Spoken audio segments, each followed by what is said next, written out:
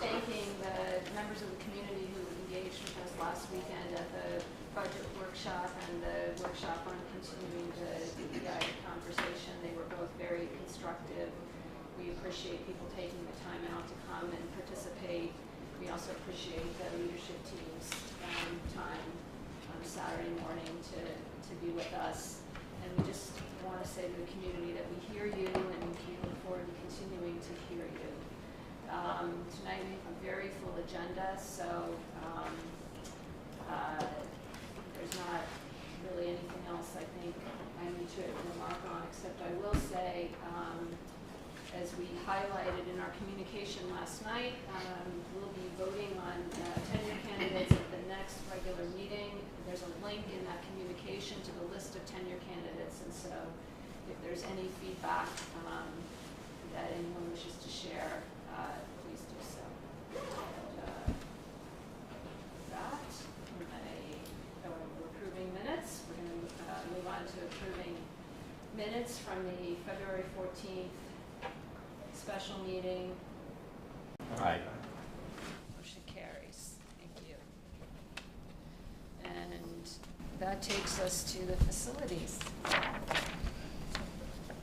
Every 5 years, we're required to update our 5-year facilities plan with the State Education Department. Last year, we approved LAN as our consulting architects for this task. And in the fall, they did a thorough tour and review of the building and grounds and discussed their findings with the Facilities Committee very early in this school year. And then they worked on the presentation and the list that will comprise the plan, which is before you tonight. We have Matt Mildemow and Chris Beckler from LAN with us tonight to review the plan, which most likely will serve as a starting point for our next capital project, which we use to maintain our facilities. And with that, there you go, Matt. Thank you, Dan. I'm going to stand up here because I'm going to probably point at some pictures. We laid out a hard copy of the presentation in front of you in case you can't see this far. I know I can't back there. My name is Matt Mildemow. I am a principal at LAN Associates, vice president. I'm an architect. I've been working with the district since 2018. Chris Beckler is a project architect, intimately involved with our design process, design the lobby additions, and a lot of the other portions of the project that you see. We're very familiar with this facility. We've gotten a lot more familiar with it as of the last year. So if you could kind of skip ahead. So here's our agenda. I introduce the project team, go through the process, discuss your facility, and we'll get into the meat and potatoes of the goals and our findings. Next slide. Matt Mildemow, Chris Beckler. So the process is an interactive, collaborative process. We are going out and providing our professional expertise about what we see, what we find, what we observe. Ultimately, that's what you get in a report, and our recommendations is what develops the cost estimate, which is essentially your 5-year plan. These are the milestones by which our process unfolded. We were here earlier in the year, walked through your entire building. Architects, we have an engineering consultant called Gerard Associates who worked with us on that last capital. They're as much familiar with your buildings as we are. We identified some capital projects. Around the end of August, we met with your facilities committee. And I'll admit, I see a lot of new board members that I'm not as familiar with. And the facilities committee is relatively new, so we're getting to know each other. And part of that process is starting to work together, work collaboratively, introduce ourselves, how we do business. So we met with your stakeholders. We discussed some of our findings at the time. We discussed the idea of wishes and wants and needs, the difference between something you need versus something that you want to do. Needs to us are your envelope, making sure the building is dry, making sure it's preservable, making sure your HVAC systems provide comfort, keep you warm. Wants are things like program improvements. We would like to build a STEAM lab, but we have a media center or library now. We walked off parts of the project with the facilities committee. We actually found and discovered a couple of conditions that we thought were at least worthy of going and seeing firsthand. So we brought the facilities committee with us on a little bit of a tour through your facility to show you what we observed. And by the conclusion of this process, just before Christmas, we delivered a bound report with a cost estimate attached. And there was some interaction between the school district and facilities committee about the prioritization of the 5-year plan, how we prioritize projects. is perhaps not the same way you might prioritize them. But they're your projects, and we'll prioritize them the way you want them. Our professional expertise says, let's stabilize the envelope, let's make sure the building's safe, let's make sure there's no risk to the occupants. That's how we prioritize things. School administrators prioritize the wants of, I want to do this program, I want this improvement, I want a spa in my office, and we understand all that. And so we try to balance out what is really a need versus what is a want. Next slide. So if you're not as familiar with buildings as we are, this building was built around 1922, 1924, A and B wing, two separate sections joined by this middle section. Next slide. And then we refer to these sections through these vintage dates. And the reason we show this slide, if you're not familiar with it and you don't know, this is a big building built over multiple years, and some of those years the code was different than it is now. And it's important to understand as the code evolves and your building evolves, your requirements with the building code never get less strict, they always become more stringent. Next slide. So it's divided up into an A wing, B wing, C wing, and D wing. I know most of the people in here are familiar with that. Our cost estimate refers to these areas, so it's important for us to give you some kind of wayfinding slide. Next slide. The D wing. So the D wing became a pretty heavy focus of our observations. It was the most problematic area, and we're going to focus a lot of our slides on the D wing. This was one of the areas that we took a look at firsthand, and we hosted a tour with the facilities committee to say, this particular area right here that you see, it looks just like darker brick. This particular area here where you see these oxide stains, that's called oxide jacking. So what's happening behind this brick wall is there's a steel truss, and it's pushing, it's exfoliating, so the rust is causing the metal to skin off or scale off, and it's pushing the brick forward, which means you're getting water in behind the envelope, and it's causing the envelope to fail. You have a parapet that's been coated in a material that probably wasn't breathable, and I say that because now it's breathable. You can see it peeling and scaling. Next slide. This is what oxide jacking looks like when you take apart the brick. So we actually encountered this condition on the, I want to say it's the southeast corner of the D-wing upper area. And this whole area we took off and we replaced. We knew it was problematic. We found that it was telegraphing. We opened the wall up. We took a sample of the steel. We looked at it and said, this has to be part of our capital project. And that's 5 years ago. 5 years forward, we're starting to see it develop and manifest throughout other areas of the building. Before you go back one. Sorry.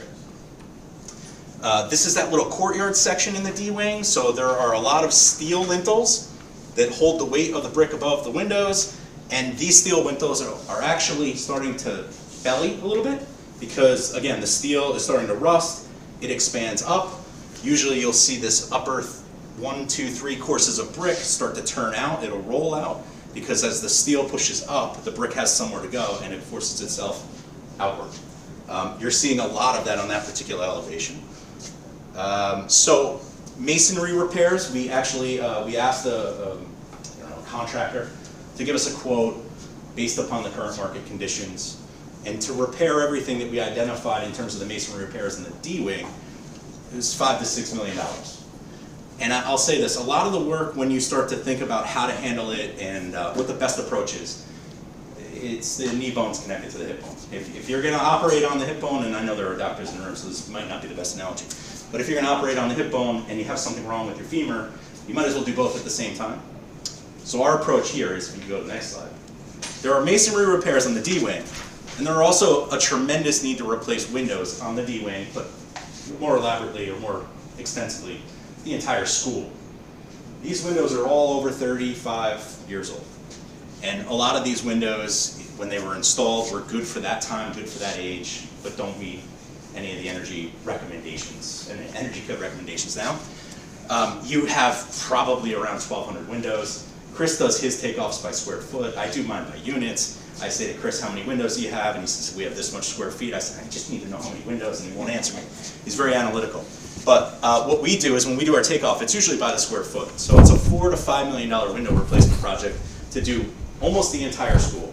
Now, there are windows that just on the front entry that we just replaced. There are new windows on some areas where we work. There's a new area where the curtain wall used to be on the 60s edition in the back. Those have all been addressed, but you still have nearly 1,200 windows in the building. all of different vintages, some with steel windows from the 30s or 40s, double hung windows from the 80s, and they don't perform well, and they're drafty, and they're actually failing in some cases. So that's a project that, from our standpoint, is an envelope project we highly recommend looking at and prioritizing. Could I just ask, I'm sorry, about how you quantify that we should replace the windows? It didn't sound very convincing to me, but I'm not an architect. So are you saying because it's a little drafty or it doesn't meet what you said, the energy recommendations? What? So we've looked at every window, Yeah. and we've walked it with your director of facilities, Sure. and every window in this place that's of 30 to 40 years old Understood. no longer has parts, has condensation and leaky seals around the perimeter, and are basically critical obsolescence. The windows are at the failing point of their lifespan. So those are the newest windows at 35 to 40 years old. They only get older from there on in. But you said we have windows going back to the 30s. You have windows going back to these steel windows that are going back to the 30s, maybe late 20s, somewhere in the late 20s to early 40s. And they're still, I understand how obsolete those are, but I mean, Single pane, you know. they're- right, so. Okay. Well, we would recommend replacing them with new steel windows that look very similar. I mean, you're obviously, this is a historic building in a historic village, and you would have certain standards that you would prefer to maintain. So matching something that's like in kind with a new U value or R value would be better. Matt, can you just touch on the energy efficiency or lack thereof of the current windows compared to the new windows, and what we could potentially be saving in terms of some of those energy costs? I think that's a really great question, and in terms of they're not performing within the last 45 years of what you would expect. So there's been 40 plus years of modernization and improvements to window design that you're looking at basically single pane and double pane throughout. We're doing triple pane windows, argon encryption, U values that are what? What's the current code for the U value? 0.45, I think, are operable. Okay, so and on a fixed. These are probably 0.8, which is twice as bad. Let's put it like that. Twice as bad, 0.8 when they were installed. In their current condition, they're not as good as when they were installed. So twice, you know, if you were to replace all these windows, performing twice as good, reduce your energy consumption by 30–40%. I'll also point out the one in the bottom middle. That is a steel window from the 40s, and it's a single pane, and it's probably just, it might as well not even have glass. It just, the heat will just leak right out of it. You said reduce the energy cost by 30 to 40%? Given how many windows and how much glazing you're talking about the building, Yeah. we could do an analysis. I mean, we could take the square footage, we could do the analysis based on the current, based on what current windows U values are versus what I would take a homogenization of all the windows and apply a U value of 0.8 or worse, and then we could do an analysis. I don't know exactly what the savings would be. Yeah, no, I think that, speaking for myself, I'd want to see that quantified a little better. We're going to spend $5 million on windows. It doesn't sound very convincing to me, but. Well, I think part of your thought was that if we're doing all this envelope work, Mhm. and then you have to come back in 5 years, 10 years, whatever, and do the windows, it's probably much more efficient and Sure. less disruptive to do it all at once. Absolutely, you know, if you're gonna renovate a house, why not just renovate everything? I get it. It just, I was trying to get my arms around when you threw out, I was gonna say when you said that 30 to 40% savings sounds a little aggressive, but I'd like to see some numbers around that, just to get comfort. We also, in the cost estimate, we break out the windows by the wing. So for instance, if you're doing the masonry on the D wings, you're going to have to replace the lintels. It only makes sense to replace the windows, Sure. so it may not be the whole amount. It might just be a chunk of that. Okay. Yeah, and when we throw out a broadcast statement like this, there's scalability and prioritization that you can do from here on in. Sure. We're not saying you have to do 1,200 windows tomorrow, but the windows are all over 35 years old. You should plan to replace them. Thank you. Any other questions before we move to that? Next slide, please. So this is sort of a grouping. There is just a commonality. There's a lot of flooring replacement in the building. It's all over. There's flooring here that's in great shape. This is from 2001. Terrazzo, great shape. You have flooring throughout your corridors. Cracked. Some flooring that was done, I think, also in 2000, seeing some differential settlement in the main entrance. So there's a settlement issue that's a little bit more involved than just peeling a finish off and putting a new finish down. And then ceiling replacement. You know, throughout the entire school, you have dissimilar ceiling types You have ceiling that's just aging. Is it critical obsolescence? Is it envelope? No. Is it the pride of your school as you walk around? Perhaps. So there's roughly $500,000 to $650,000 of ceiling replacement that we saw at 90,000 square feet, depending on the flooring product you want to use to replace it. $2 to $3 million worth. Next slide. So this came up. It was a recommendation and a discussion we had with Dan and with Mike. You spent, I don't know, Dan, how much? $4.5 million on float pumps, and they pump 100,000 gallons per minute of the 5 pumps each. Each pump 100,000 gallons per minute, and you've got this great camouflage going around. And so the question is, should we be putting a roof over this asset to protect it from weatherization? And it's something that's worth consideration. You want to protect that asset. Is the roof going to be a contemporary style roof, which could be relatively less costly versus a traditional roof? And we're in Bronxville, and we talk about this all the time. It's a beautiful collegiate Gothic architecture. I don't know that we can get away with doing a simple, low-cost contemporary structure over there and have the neighbors be happy. So, $250,000 to $400,000 is a big price swing. We think $250,000, for a very simple, contemporary, agrarian type of shed roof might not fit in here. $400,000 with a really nice roof structure might be more appropriate. But Don't we need to be able to access these though? yes, So how would that work? you can pick it off. You can pick it off and put it down. What does that mean? You can lift it off with a crane Oh, and put is it that down. right? Put it down on the side. We Okay. can segment it. There's a bunch of things we can do. It's also in the data sheet on the pumps that they're supposed to be covered, if I'm not mistaken. Yes. So if we want to get our investment worth in terms of what we put into it initially, it might make sense to follow Yeah. the directions of the manufacturer. I agree with that. Okay. Any other questions about this? Next slide. This came up with working with Dr. Montesano. We've walked through your locker rooms. I mean, look, the lockers are in great shape. They're in good shape. There are some pieces, as you can see, that are coming off the top that can be repaired.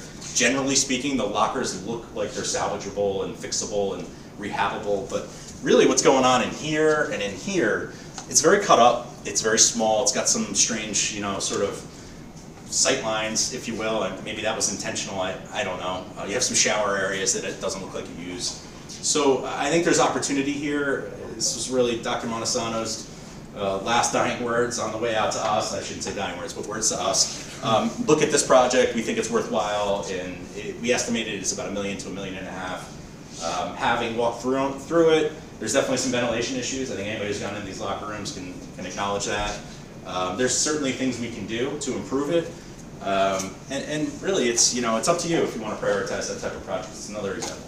I would imagine kids use locker rooms differently than they used to. I've seen someone not. We go to some districts where they're like, we'll never use the shower room ever. Yeah. And we go to another district and they're like, don't touch our shower room. So it's a cultural thing. I don't see a lot of districts using shower rooms. Do we have to have it? I believe you're required to have one by code, one shower enclosure.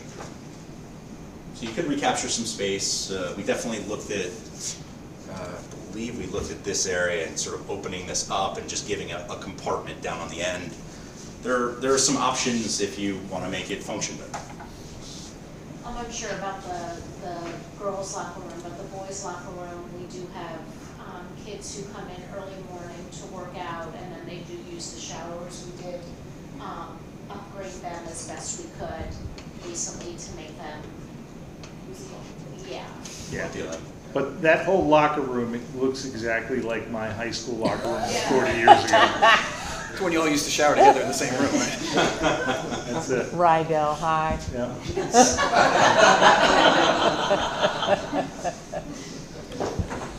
All right, next slide. Your main entrance, it's beautiful. We wouldn't want to take away from the quality of it, but there is perhaps a need to develop a vestibule trap. And you have your security guard sitting behind this area here, and our thought was maybe you could put a glass wall across, kind of build in some of the millwork, section it off, and then put this security guard into an office on one side or the other, do a little space reprogramming, make it work so that they're shielded behind at least a wall, opens up the vestibule a little bit more so passengers can get in, or occupants can get in, I should say. And that's one option. Another option is building a glass wall further back here, more in line with the corridor wall, and maybe changing the main entrances to enter into the other corridor. There's a variety of things to consider here, but most importantly, it's the security of your main entrance, and how we execute, a plan to do something to it is really up to you. Any questions?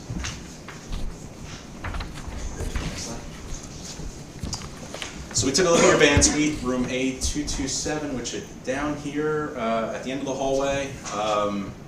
It needs a lot of work. There are some acoustic issues, I'd say some aesthetic issues, perhaps a lack of space in general. So roughly $1 million to renovate the band suite. That doesn't take into consideration if you wanted to bump out towards the front, towards Pond Field, which I'm not sure if there's an appetite to add on to the building and make that space bigger, but that's a possibility. Otherwise, this is mostly acoustic improvements, aesthetic improvements. Chris, is this believed to be asbestos ceiling tile? So you have an asbestos ceiling tile replacement project. Doesn't function great, doesn't look great, so it came highly recommended from, I believe, from you guys. So this was a preference to address this and prioritize this project. Next up. Okay, structural repair of attic dormer. So in the courtyard by the middle school or the elementary school entrance, you have this dormer right here. This is the rear view, this is the inside view of it. Somewhere around here, you can see that at that lintel, the brick is actually leaning forward. That wall is being held by that chain and that tie from moving forward. And it would cost about $20,000 to do a stabilization, $25,000 to stabilize it, which is what they already did one time, but they didn't do a great job. To rebuild it, to put scaffolding up, to basically take this portion off, to rebuild it, it could be as much as $300,000. That would be the right long-term thing to do. And if you were to do masonry repairs elsewhere, it would be the perfect, also we need to get this done, grab to do somewhere else. But this is up in the attic, anybody can see it. You can see the brick failing, it's starting to lean forward. That window is that window right there. If you go out there and you walk, you can actually see there's a horizontal line, and if you get an angle on it, you can see that it's listing forward about 2 to 3 inches at the top. So we would recommend taking care of that. Next slide. Getting past the architectural, past the envelope stuff, but into some things that are also very important: indoor air quality, HVAC systems. We did a lot of HVAC improvements. You have air conditioning throughout a lot more of your school than you ever had, but you have a lot of old UVs. I mean, unit ventilators, 40 plus years old. This is also sectionable or scalable. You can do a section of the building. You can do a cost per unit ventilator replacement, and you can expand as much as you can afford. Sorry, what is a unit ventilator? A unit ventilator provides heat, fresh air, and some schools, not this one, air conditioning. Actually, in some of your, do you have any unit ventilators providing air conditioning? I don't think so. No. So heat and fresh air. It's your heat. It's basically what's tempering your space. Is there one in this picture? Yes, so sorry. That box right there. Oh, I see. Yes, that's built in with your casework generally in a lot of your classrooms. Got it. The reason I brought that photo, I apologize, I didn't realize. But that's the unit ventilator. And it's hard to know because it's built into casework that that's what's providing your heat or your fresh air for that space. And that unit is probably, in most cases, at least 40 years old, has a little fan in it. Dan, you've upgraded filters throughout the school, right? So you've gone from MERV 9s to MERV 11s. Whatever MERV you say, Whatever that's MERV you could probably what fit we've done. is what you did to upgrade. And you run out of space to make that upgrade, so nobody had 40 years ago in mind that we would get above a certain MERV filter is a certain thickness, provides more filtration. The larger the filter, obviously more filtration it provides. So is it forced hot air or radiator? What is it? This is forced steam, right? I don't know where this one Yeah, is. I'm not sure where about that one specifically. It could be forced steam or forced, it could be like a hydronic, basically like a big baseboard heater. Yeah. It also has a vent on the outside drawing air in for fresh air when it calls for just air. And as evidenced by the little unit air conditioner there, that probably does not provide cooling. Yes. Yeah, none of these provide. Any other questions about that? So it's running off of electric?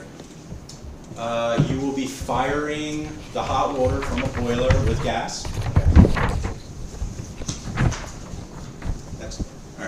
Sidewalks across the property. This might not be the best example because this kind of looks relatively new. I might have cropped the cracking out of it. But you have sidewalks that are cracking, some curbing areas that are cracking.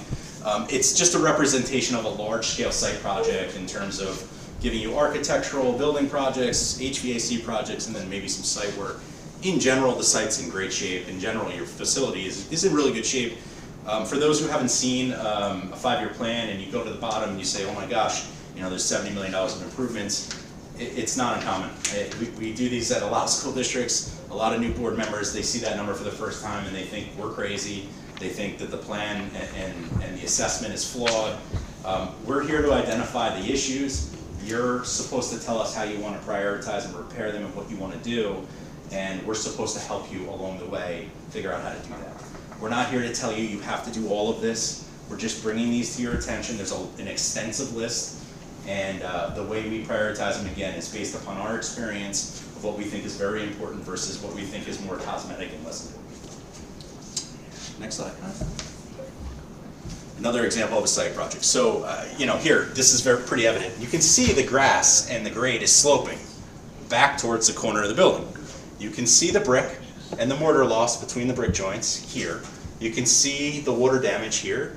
So, ideally, we want to take the grade and raise it and pitch it away from the building. If we can't do that, we'd put a yard drain in and run new drainage and tie it into other drainage components so that you're not getting water infiltration in that corner of the building. I think that's the front of the B wing in the corner.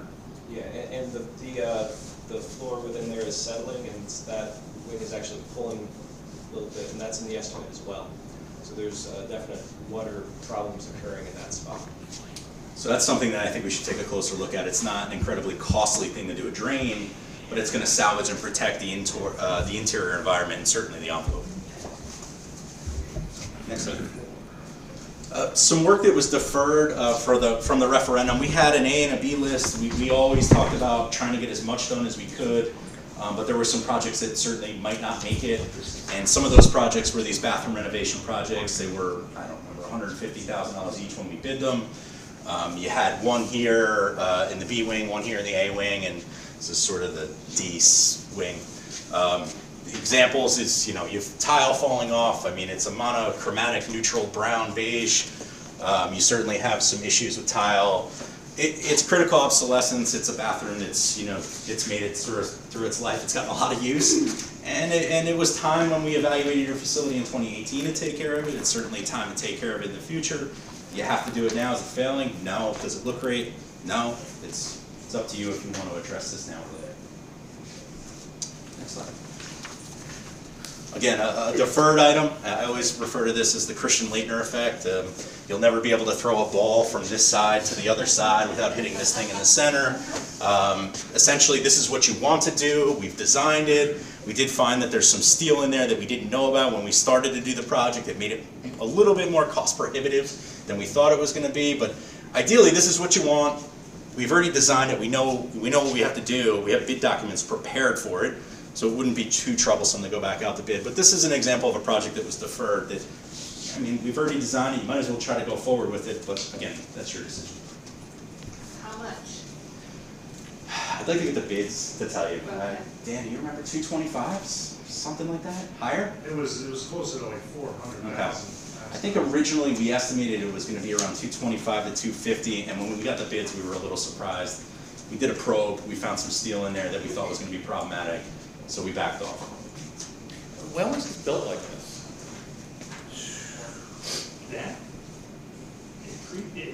The C-wing edition of 2003 was actually built around that gym. Okay. Because I think that gym had to be donated maybe back in the 60s. Okay. It is an unusual structure. This is 24 feet clear. I mean, it is the size of a gymnasium, the height of a gymnasium. The problem is when you're in there and you see the ridge, you don't think of that obstruction midway down, and I'm sure for volleyball it's problematic as well. Yeah, it's right there. Next slide, please. This is something that Chris and I picked up on. I'll give Chris a little bit more credit. Chris gets into the weeds on our design, and with SED, you have to submit an egress plan. The egress plan shows that the entire building can be evacuated in the case of an emergency and where areas of egress would be. And so when we do our egress plans for a construction project, we're only looking at the areas of work. In a lot of cases, SED makes you look at the entire building, but our focus really was looking at this cafeteria area, looking at this lobby area, and we made a pretty significant improvement to an egress efficiency over here by supplementing that egress component, providing a new stair tower.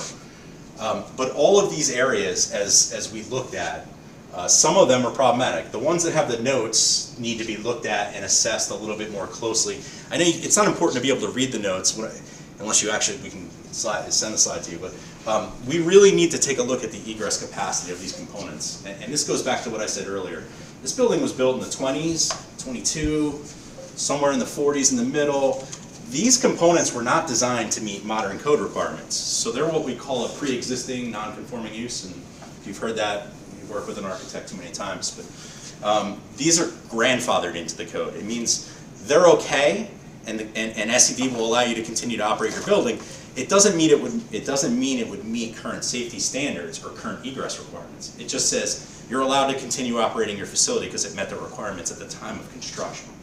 So there's some areas here that we think you should take a closer look at. We should probably take a closer look at together and make sure that the building truly has the egress capacity it needs in the case of an emergency. And that's a pretty important issue. Can you give an example? Are you talking about stairwells that are narrow? Yeah, stairwells that are narrow. So the way egress is defined is the amount of inches of the width of, that's the capacity, and the amount of students or occupants that might pass through that. It might not just be students, but the amount of occupants that need to pass through that. And so each component, a door opening, a window, if it's a rescue window, a stair with between handrails, that we calculate all those differently. So a stair has a multiplier, a door has a multiplier, they all have different multipliers. When we look at this, the areas that were the most problematic, that had the most occupants converging on it, were some of these areas. And I'm not sure that there's an easy solution for this. To be honest with you, it's pretty complicated. It's not easy for me to analyze this quickly. It would take a lot of time. Chris has spent a lot of time just to get this as a pictogram for you so that we could show you what areas we think will be problematic. To solve it may require us to carve out space in the building, to make egress components wider, to make new egress components. We may need to reprogram space. It's a little bit more extensive than saying, hey, this is it. This is the tip of the iceberg. We have to look at this problem more closely. So our estimate provides a cost for a study, and you can hire anybody. Right? We'd love to do it. We think you should do a study. And then there would be a subsequent cost for construction, which all we have right now is an allowance provided in there. We don't really know what we're going to do, but we think you should budget something to make an improvement. So is there escalation attached later on? So if in a 5-year plan, we have the direct cost of construction day one, which is what we know the market conditions are now, and then we have a plan prioritizing work that happens over 5 years, and the work that happens in the 5th year, we have to take into account inflation. That's called escalation. So, if you've seen the market conditions over the last 2 years, we've been seeing 10 to 12% per year, or 1% per month, 3% per quarter. We're using pretty high escalation factors, so you may find that the numbers that are in year 4, year 5 look nearly double what you saw in year 1. Again, that speaks to the priority levels and how you want to tackle your capital projects.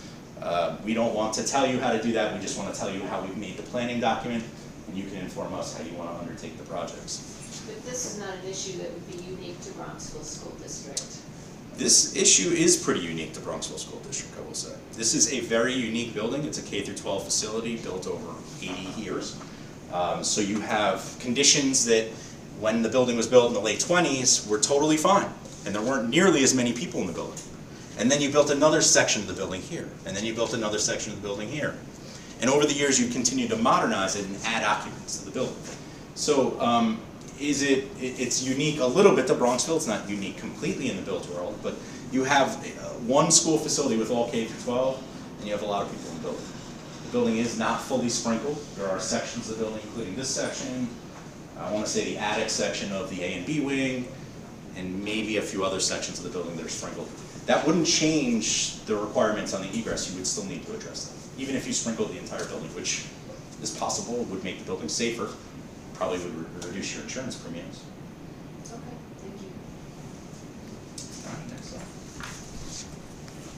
So, you know, we always get into this conversation of, wow, you know, you put 60, 70 million dollars down or whatever million dollars down, and there's just no way we can do this with our budget. And so the question always becomes, do we need to do a referendum? And this gives you a bit of your referendum history. So I showed you the vintages of the building. You have a building that's 100 years old in a lot of cases, a large amount of square footage. It's over 100 years old.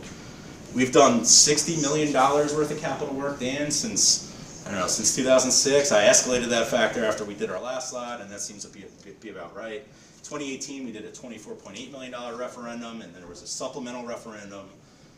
We've identified $15 million of envelope stabilization needs. That's masonry walls, windows, doors, and roofs that are, in our opinion, the most important aspects of your asset, your property, making sure that everybody here is safe and dry and warm. We feel that deferring envelope improvements just yields larger numbers down the road. If you don't take care of the masonry now, it's not going to get any better in the future. And then program improvements we've included with your feedback. There were things like the orchestra suite, project roof deck, second floor science lab conversion into from a library into a media center. Those are program improvement suggestions that you provided us, so we built those into the 5-year plan. And that's it. So there's a lot of information in there, and we'd be happy to answer any questions you have. Just in general, you know, the federal government passed a bunch of bills over the last couple of years, and a lot of that money went to the school districts. Do you know if any of that money is available for projects like this, or does it all go to the state and the state basically doles it out? So there were ESSER projects and CRISA projects, I believe, so year 1 and year 2, and you've already spent. Yeah, and that money was really insubstantial for us. Yeah, I think it's air filtration, filtration. So. Yeah, down to 15 million, you know, we get supplements, some of that. Any idea how much they may supplement? Probably somewhere between 10 to 20% our A ratio would be. I think our last project calculated close to 20. Yeah. Just to get back to the question about the windows and the energy efficiency, we can figure out roughly what that would cost us in terms of getting the new windows, obviously, but in terms of the savings that it would provide from an energy. Yeah, we can follow up and give you that Yeah, information. okay, that would be good to know. Yeah, no problem.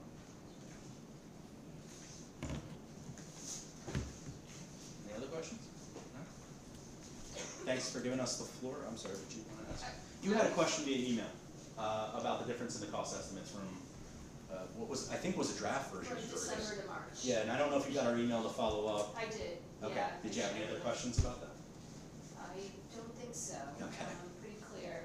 I was just gonna ask about the masonry work. Is that something that has to happen like every 25 years, or like what is the life of that repair? Yeah, sometimes sooner. Really depends on close contact to the ground, detailing. Older buildings, you probably should plan to do a little bit of masonry work every year, right? Pointing work. If you have a capital reserve and you're putting $1 million aside, put 10% of that and do some masonry pointing every year, and just keep up with the age of the building. You're never going to get to the end of this cost cycle. You're never going to get it. You're living in a 100-year-old house. There's always going to be a new to-do list. You're never going to get to that. But masonry repairs in particular, they just move around. You're going to end up doing one, and you're going to find by the time you got back to the one you did 25 years later, it needs to be done again. So 25 to 40 years for masonry is usually the lifespan. If you're in 100 years old and some of it hasn't had anything done to it. Any more questions? Thank you for having us. Thank you very Again, much. my name is Matt Mildenmo from Lynn Associates, Chris Beckler. We appreciate your time this evening. Thank you. Thank you. Thank you. I guess we should go right to that capital reserve. That's why it's on the ballot. Yeah. You wanna, Yeah, move into your the budget, review? Yeah. it's apropos that we move right into the budget process and where we are.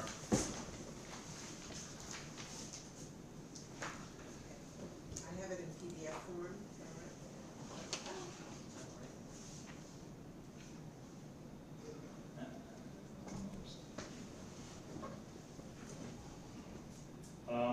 coming down the home stretch in the process. As you'll see, we'll pick up where we left off after the workshop and show the results of the proposals that were discussed there. Next slide, please. Referendum's coming up in May. The last circulated budget came out of the February board meeting. That budget would be at $52,656,000 with a proposed tax levy of about $46.6 million. The resulting tax levy increase was 2.29. Now at the last meeting, next slide please, Connie. At the last meeting, there were some recommended changes. We wanted to add a K through 8 math coach and add some summer interdisciplinary work for a total of about $142,000. That brings the proposed budget number 3 up to about $52.8 million, with a proposed tax levy holding tight at about $46.6 million. With a 2.29 tax levy increase. Our cap is locked in at about 2.33%, so this budget is about $15,130 under the cap. Through this budget, we are able to address a few identified post-COVID needs for improvement, while dealing with the highest inflation scenario that I've seen in my 15 years of compiling budgets in Bronxville. And this budget includes funding for 3 kind of additions to program, another school psychologist, an additional guidance counselor, I think focusing on 5th grade and 9th grade, kind of our transition years, and a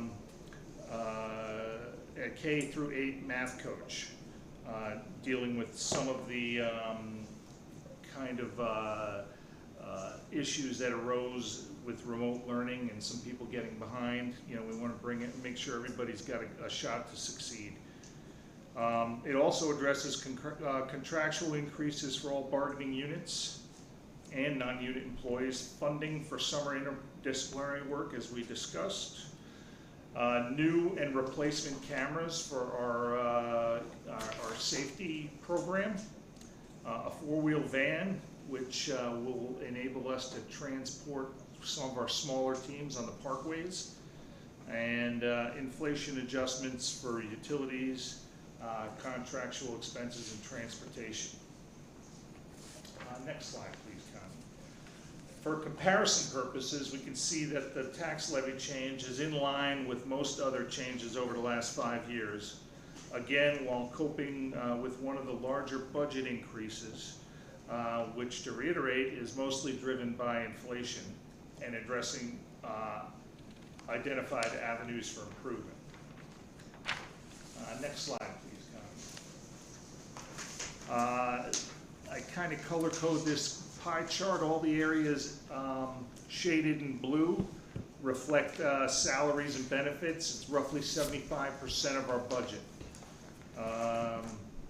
Beyond that, our next largest areas are expenditures for services we contract for: security, cleaning, insurance, transportation, etc.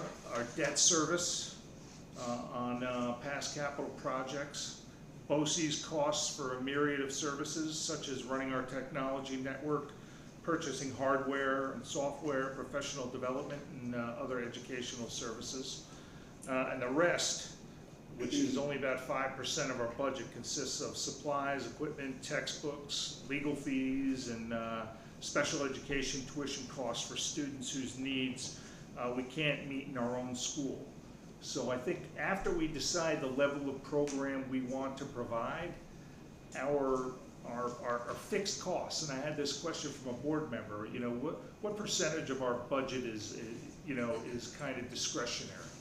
And, you know, our staffing level and all that is discretionary. We can jack up classroom sizes to 30 in a class and reduce staff dramatically. But if we want to keep the same level of program that we have, Our discretionary costs are probably less than 2% of our overall budget. And calculating the estimated tax rate. We look at our revised proposed levy and divide that by the preliminary assessment roll, which is up about 0.57% to over $3.25 billion. And that calculates to a tax rate of $14.33 per thousand of assessed value. The change in the rate from 2022-23 is 1.71%.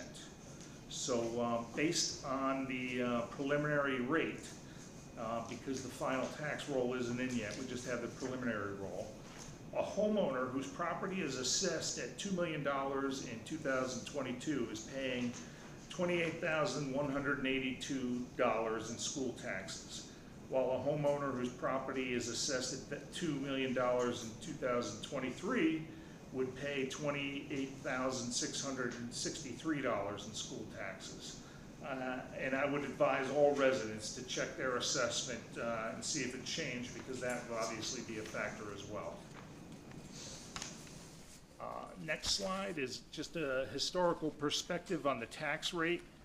The projected tax rate is toward the higher end that we've seen over the last 10 years, which has consistently been in the $13.3 to $14.3 per thousand of assessed value range.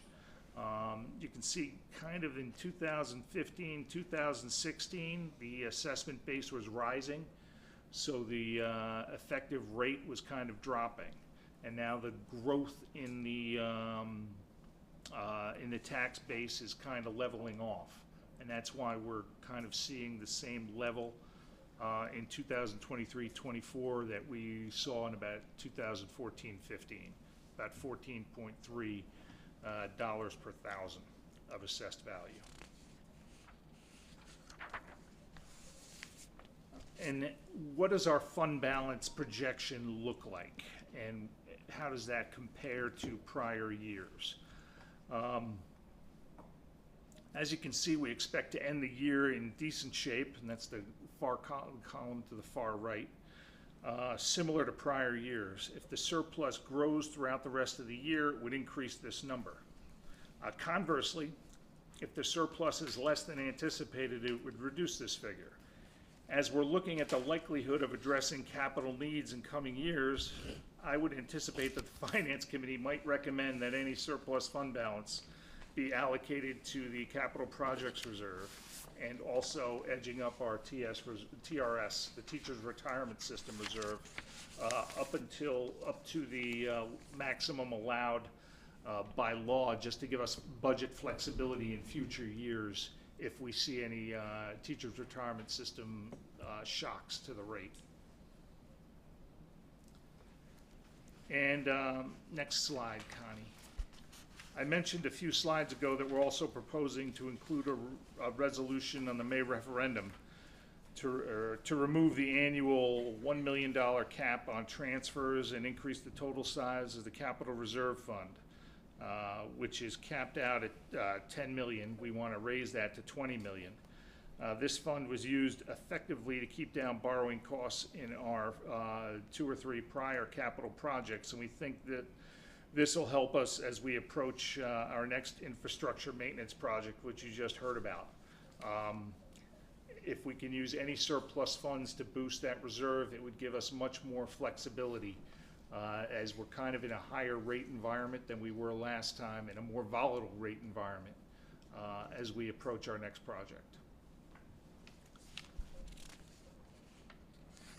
And then each budget, we're required to disclose any contracts or leases that go over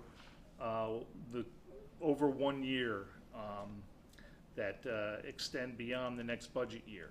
And this budget includes 3 planned multi-year contracts or leases for our network copiers, our private school transportation, and our technology installment purchase agreement through BOCES to continue our replacement cycle for Chromebooks, computers, and other technology infrastructure items.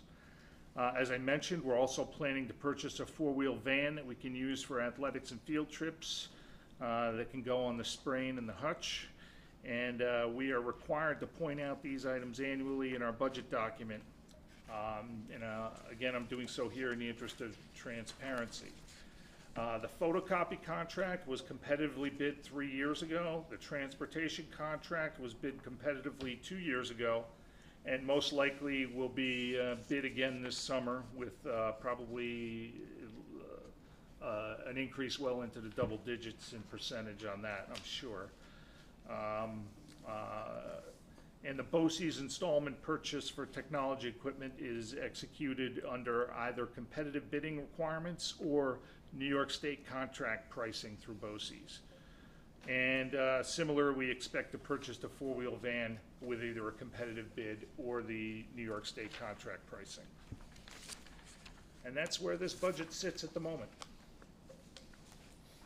After work that really started probably in September and October, and was really taken over by the Finance Committee back in November, and the full board starting in January over the last couple of months. So we're ready. We'd like the board to adopt this budget. This is the budget that the administration recommends. Again, the referendum is in mid-May, and the residents of Bronxville would get their say then. Are there any further questions on the budget?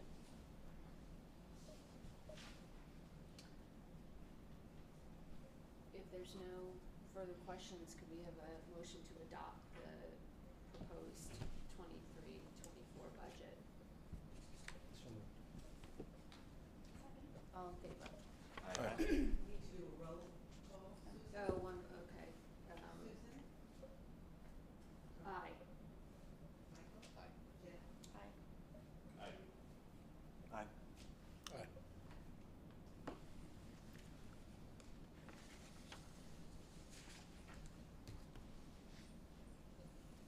Ivan, Mike. Jen?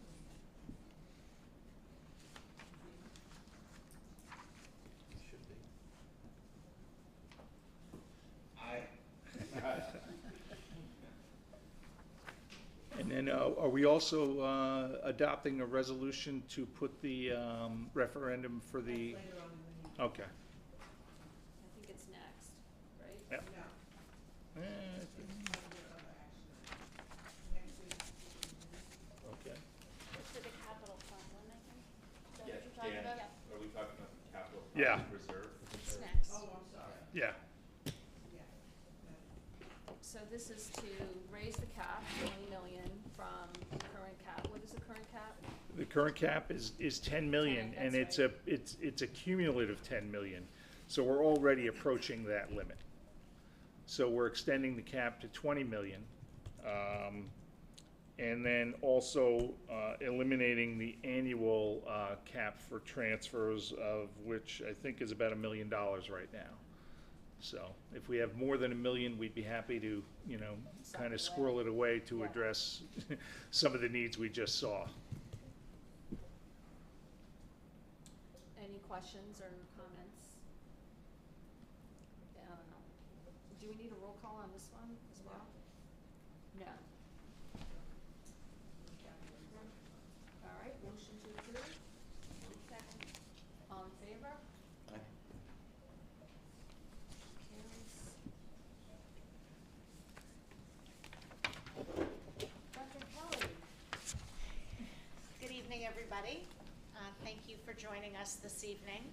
I wanted to just start off by echoing Susan's remarks in the beginning of the evening, thanking those community members that came out to our Saturday, March 4th workshops.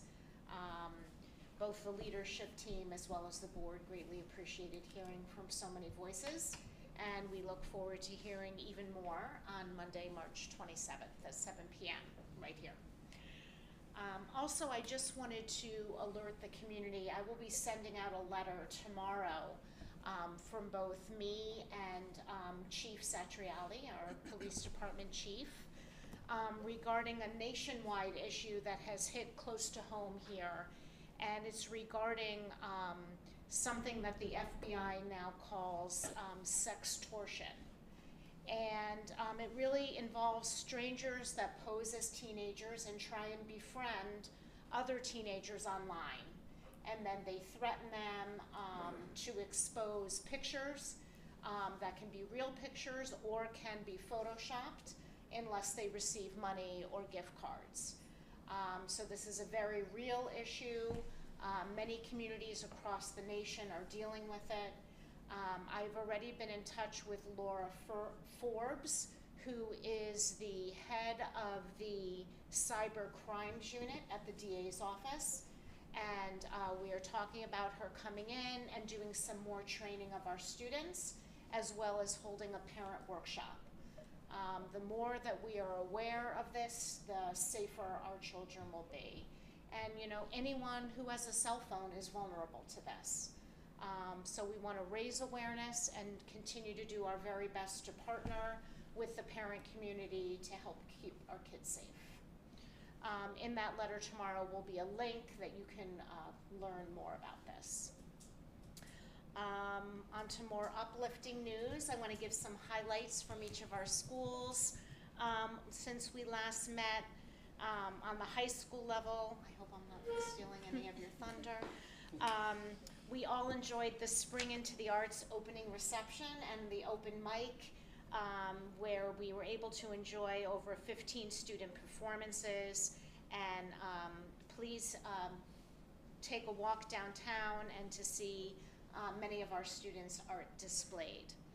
Our French club students left this afternoon for a long weekend in Montreal, and we were very excited to see them off for the first time since before the pandemic. We also enjoyed our talented musicians through solo recitals for band, orchestra, and chorus, and our spring sports tryouts started this week.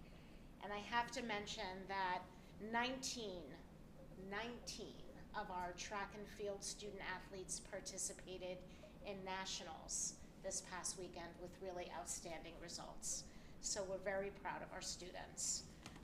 In the middle school, Mr. Makora, our middle school principal, has held grade level assemblies with specific themes of endurance, resilience, and mindfulness.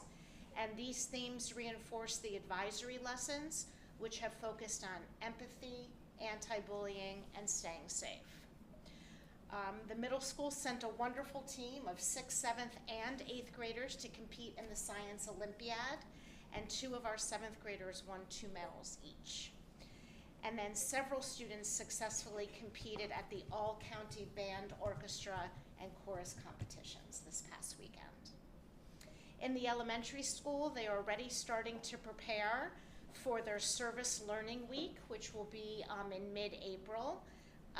Various classes are working on mini service learning projects now, and they will also host the annual Walk to School week during that same week.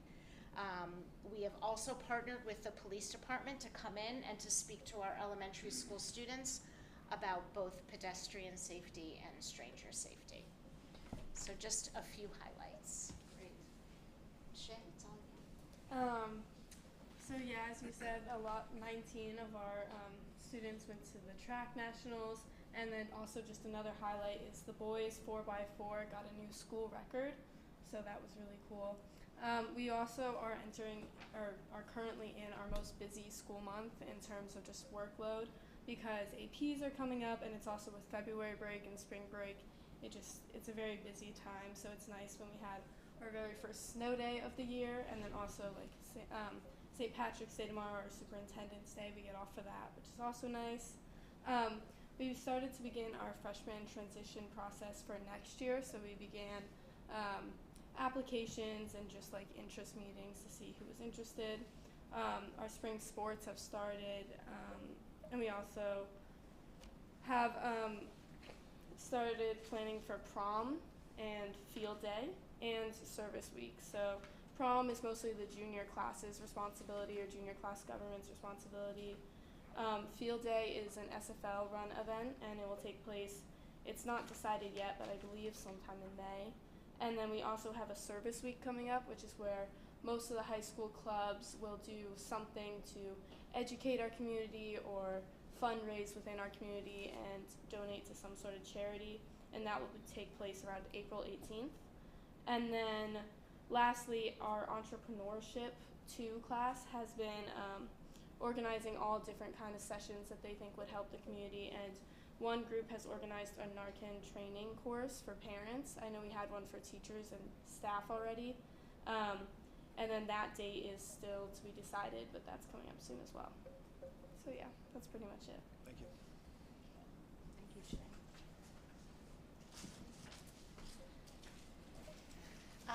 The board has before them this evening a resolution to give back a day. This is part of the teacher contract. If we do not use 4 snow days, we've used 1, you're welcome. If we don't use 4, then we can give back a day, and we discussed it and we felt that the best day to do that would be the Monday after spring break, which is the Monday after Easter, so that would be Monday, April 10th. So the board has before you this evening approving that give back day. There would be no school, providing we don't use 4 emergency closing days before then.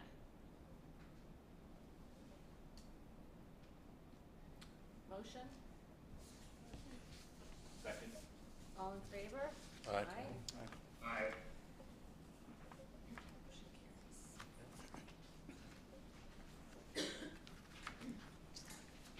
Okay. A rather small agenda this evening for personnel. You have before you 7 resolutions. First resolution is authorizing me to execute a stipulation of agreement, and as was discussed in executive session. There's also an FMLA leave, as well as 2 teacher aide resignations.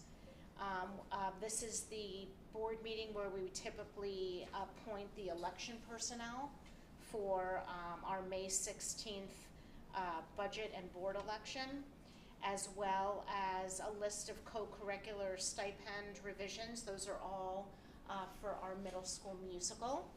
And there were 2 changes to the spring coaching roster.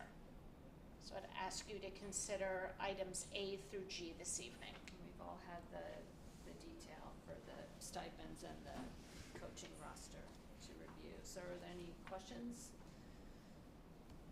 Motion to approve. Second. All in favor? Aye. Items A through G. Sorry, Connie. Thank you. And I think thank you, Dr. Kelly. And I think we're back to Dan. And Dan, I should have said it before, but thank you for all your work on the budget. That's a lot of detail. We appreciate all the many iterations that we asked you to generate. Thank you very much. I feel like a broken record with this financial report. You know, basically the bottom line is expenses are tight, but revenues are looking really good. Special education tuition revenue for non-resident placements is coming in much stronger than anticipated. You know, I've told you about interest and also other non-resident tuition. So that's kind of increasing some of those lines was how we were able to balance our budget through revenues next year. So I think a lot of those revenues will carry through to next year. And it sets us up nicely to project at this point about a $1.2 million surplus. Happy to entertain any questions. Hearing none, I can move on to action items. We have one off-cycle grant for lacrosse goals. This grant is for more durable steel lacrosse goals used by most colleges. This would allow us to keep these goals locked up for school-only use, thereby extending kind of the useful life and the usefulness of those goals. and, you know, all the other goals we have, we can, you know, make them available to kids who want to come down and practice, and BYLA, and, you know, whoever else uses our fields. And, you know, we're just very thankful to the foundation, you know, that they step in and meet these needs for us. Any questions? Very generous. Motion, please, to approve. Motion. Second. All in favor? Aye. Very grateful to the foundation.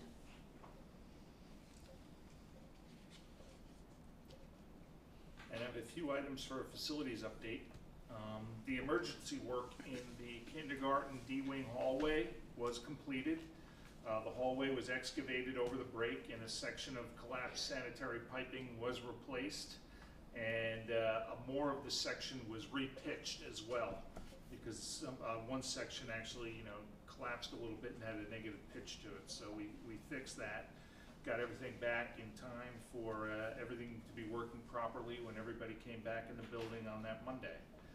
Total expenditures for the work were $44,000, so it came in under what we thought it would be, which is great. And again, we were all back to normal when we came back. And, you know, thanks for those kindergartners for their flexibility. Because, you know, we were able to run classes without the use of the toilet rooms and the sinks for a week. And the board heard earlier today that most of the equipment for our expanded athletic training room, again financed through a foundation grant, has been received and deployed. Our trainer and students are now seeking treatment, who are now seeking treatment, are extremely pleased with the new facility, and we were able to move treatment off of the hallway floor where it had been before. We've had no water issues with all the precipitation over the last few days. In fact, our pumps didn't even kick on. That's great. So things are looking well with water, you know, knocked on plastic.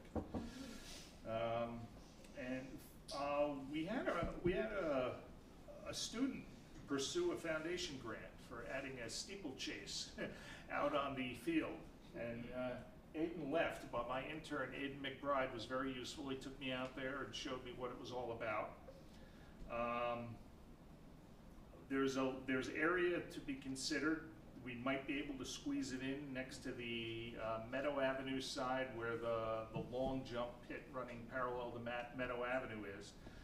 We're having the architects Abel Benson and Butts, who designed the field, look at it as far as drainage and how it would impact the warranty on the track if we add something at this point.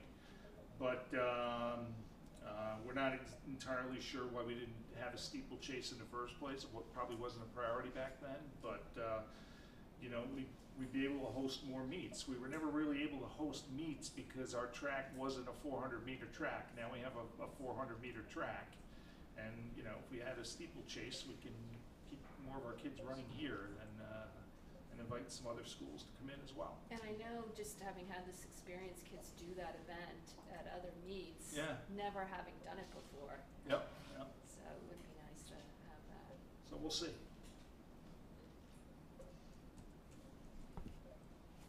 Great. And are we up to other action items yet? Yes. Yeah. We have one other action item. The 8th grade, you know, they're trying to give these kids a decent middle school experience, because most of their middle school experience has been COVID so far for our 8th graders. So they're putting together a quick trip to Boston that we realized was going to be before the next board meeting when they left. So we're asking the board to approve the 8th grade trip to Boston with a stop in Mystic, Connecticut on the way back, scheduled for April 17th through 19th. You know, we're glad we're able to do this for these kids now. Yeah, looks great. Any questions? We have a motion to approve. Motion. All in favor? Aye.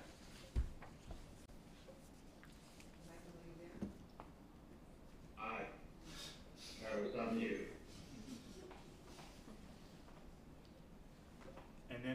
action items, Connie? There's the proposition? And I guess the proposition is to change the way the Bronxville population votes for board seats from targeted voting for seats that are up for election to largest vote getters for all available seats. Correct. That's the Cliff Notes version.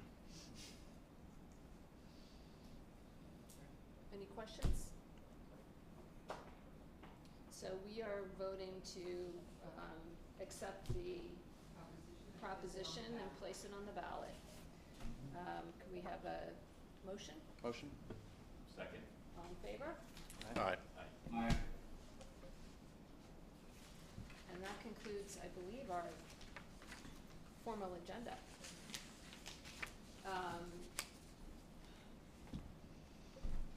We have another DEI workshop on Monday, March 27th at 7 p.m. We have our next regular meeting on Tuesday, April 18th. And at this point in the meeting, we invite public to, any interested members of the public to please comment. Please identify yourself. And at this time.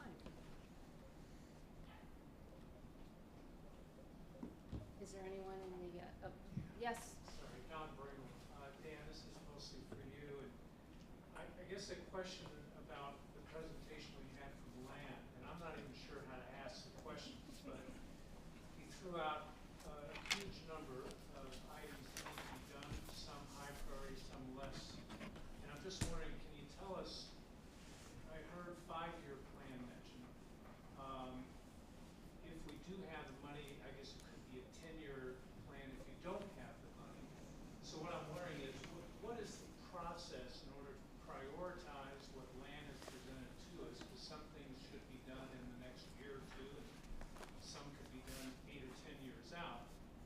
How do we make that, do they make that recommendation in terms of what's prioritized and say it's a fixed amount over a 10-year period? How is that done? What's the process? I think the way it has been done is the board has a facilities committee, and then the facilities committee and the finance committee is actually, they're months into this process already. The finance committee has taken a very close look at the amortization of our current debt service and when that falls off the books and when we might be able to take on other debt service. And that probably starts within the next 3 years or so. But the prioritization really starts with the facilities committee. They've already been presented with this information, and we were all out on the roof looking at that, that brickwork where the steel beam was actually showing through. That's the envelope is probably the biggest priority. You seal your house from the outside, work on your house from the outside in. So I think that's what the facilities committee will be doing over the next year, is working on that priority and putting together a package that is affordable to the taxpayers of Bronxville and really represents the board's stewardship of this 100-year-old conglomeration of buildings and making it able to go another at least 25 years when we come out of that. Just one follow-up, in terms of the pumps and the exposure to the weather, putting on a roof that's in keeping with the architecture of this building may take significant funds and it may take a while.